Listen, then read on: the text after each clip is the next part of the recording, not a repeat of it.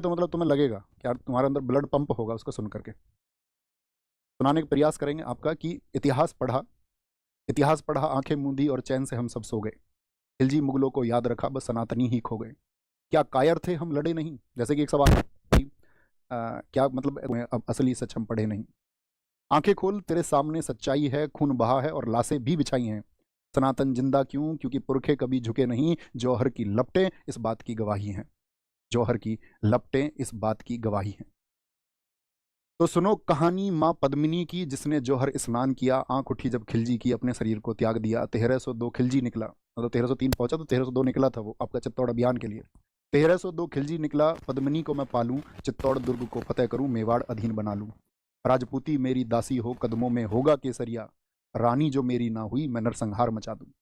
उस टिड्डी दल ने कूच किया और सिंह द्वार पर आधम के। तंद्राए सिंह भी गरज उठे, फिर एक लिंग की जय गूंजे। उस कुत्ते की क्या बिसात जो सिंही के संग सोना चाहता।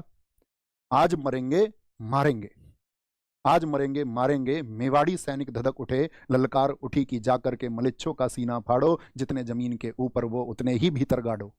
बजा युद्ध घोष, तलवार उठी, रावल के सैनिक टूट पड़े। घोड़े से घोड़े भिड़ गए और हाथी से हाथी उलझ पड़े।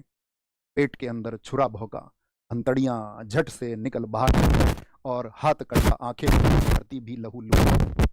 रक्तपात हुआ ऐसा कि पहाड़े की सेना कांप उठी। हाथ कांपते थे थर थर, टांगों के बीच से धार बही। धरती होगी लाल सुराही, कण कण वीर बखान करें। एक लिंगरा बेटा या खिलजी हाहाकार करें।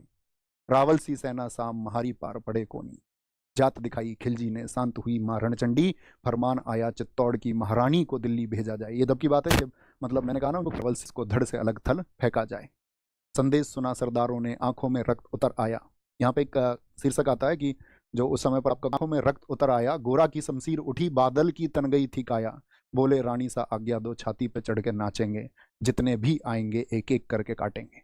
दिल्ली पहुंचा दूत, बोला पद्मिनी मिलने राजी है। 700 दासियां संग लिए सुल्तान से मिलने आती हैं। उछल पड़ा सुल्तान जगह से, उछल पड़ा सुल्तान जगह से। खुशी का कोई ठोर ठिकाना ना रहा। महल सजा दो इत्र लगाओ, मिलन की वेला आई है। मिलन की वेला आई है। और डोलों में तो वीर छुपे थे, किसी को ना कोई शंका थी। खिलजी की छाती पर चढ़ के फूकनी उसकी लंका थी। मेवाड़ी वीर किले में आए, नरसंहार मचा डाला। एक अकेला 10 को काटे, मौत का खेल रचा डाला। रतन सिंह जी जब आपका कैद में तो हाल बने। घोड़ों पर रावल निकले, बादल दुश्मन का काल बने। काका और भतीजा दोनों ऐसा रण दिखलाते थे। काका और भतीजा दोनों ऐसा रण दिखलाते थे, जिस दिशा में वो निकल पड़े लाशों के ढेर लगाते थे।